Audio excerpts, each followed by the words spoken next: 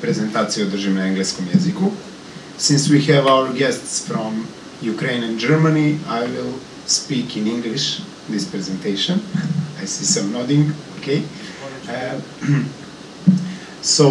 This research was a part of a project, technological development project from a group of authors from School of Electrical Engineering and its Innovation Center of School of Electrical Engineering. I will tell you something about WindSim CFS model, about location that we tested and measured, about some measurements results and some simulated results, and something about our future research. Since we are limited with time, I'll try to be as fast as possible. So, CFD model, so sorry, this is a mistake, CFD model is a computational flow dynamic model. It's a numerical model for solving fluid dynamic equations. The test of this research was to test the WindSim simulation and its implementation of CFD model and its ability to calculate wind speed on complex terrain. So, model implemented solving simplified RANs, its time averaged equations of motion for fluid flow. The gist, the main idea of this is decomposition. It's in general, it's from the field of non-linear to the field of linear. And on these figures you can see a wind speed map of country of Serbia at 100 meters above sea level. On the left hand side it's a seasonal map, winter and summer map, and during the whole year is on your right hand side. The location itself, it's in area where the wind potential in Serbia is the greatest. It's southeast Banat, Deliblato sand field. It's a unique geomorphological configuration, 10 kilometer long, about 50 meter wide sand dune, heights around from 40 meters to more than 100 meters. The hardware that we used were two measurement masts, and you have the other sensors here. As you can see, we have two masts here. One is mast A, here, and mast B, or here. So the results that we obtained, we have measurement stations there that were gathered the data during the 5-year period. The data then later were processed in the wizard module.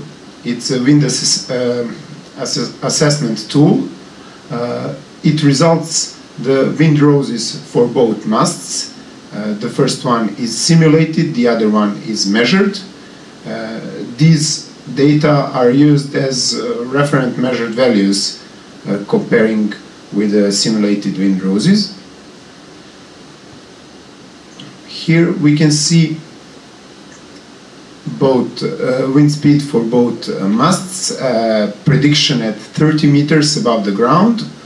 As you can see, the area around mast A is with the greatest wind potential. The area around mast B is with the lowest wind potential. The calculations were confirmed, so that they were in the calculations itself of the CFD model for the complex terrain were confirmed. They were in conditions that were expected. Measurement masts approximately situated at the location with highest and lowest wind potential according to measurements, and before according to our calculations. And for the future research, it is important that for further research that we do wind power harvesting and climatology condition analysis in order to cut the time and cut the costs. And for future model analysis, this part is for sector testing and climatology extrapolation to different heights that we expect to do at the end of this year. So I would like to thank you for your attention, and if you have any questions, I'll be here. Thank you. Thank you. Any question? I have a question. Was this measurement made with dedicated masks, or do you intend also to use another technology? I'm thinking about LIDAR. Do you know that technology with laser? Yeah. Do you think there would be more accurate measurement with that? It would be. This was the part of.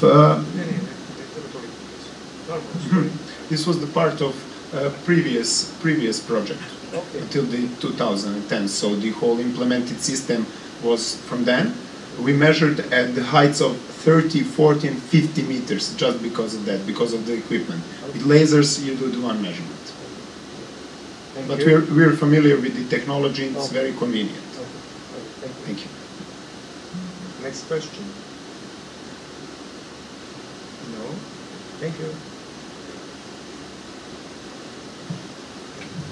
Ja bih želeo na kraju samo da kažem da sam uveren da je ova konferencija opravdala uloženi trud svih koji su radili, koje niste videli, koji su dugo pripremali ovu konferenciju. U prvom redu to je naš naučni odbor, to je organizacioni odbor, to je cela ekipa SMEITS-a koji su detaljno ovo pripremali. Ja im svima zahvaljujem. Posebno zahvaljujem profesoru Steviću i gospodinu Galeboviću koji su zbilja uložili veliki trud da bi ovo sada izgledalo ovako.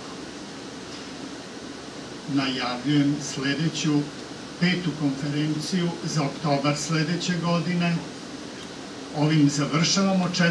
konferenciju, ali pre toga ja vas pozivam na jedno druženje u restoranu, tačno je 6 sati, koje se nalazi dole. Hvala vam na pažnji i hvala vam što ste prisustvovali 4. konferenciji o obnovljivim izvorima električne energije, gospodo.